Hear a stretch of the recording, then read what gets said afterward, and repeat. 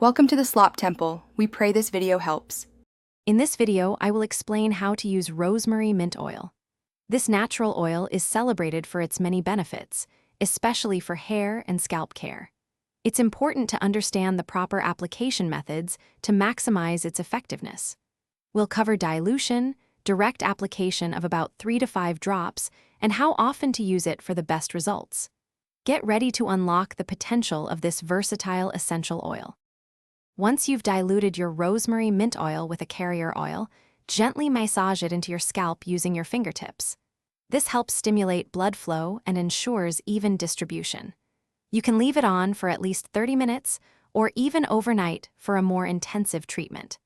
Just remember to wash it out thoroughly afterward with your regular shampoo and conditioner. For optimal results, consistency is key. Aim to use your rosemary mint oil treatment 2 to 3 times per week. Always perform a small patch test first to ensure you don't have any sensitivities. Storing your oil correctly, away from direct sunlight and heat, will help preserve its beneficial properties. Remember, patience and regular use will yield the best outcomes.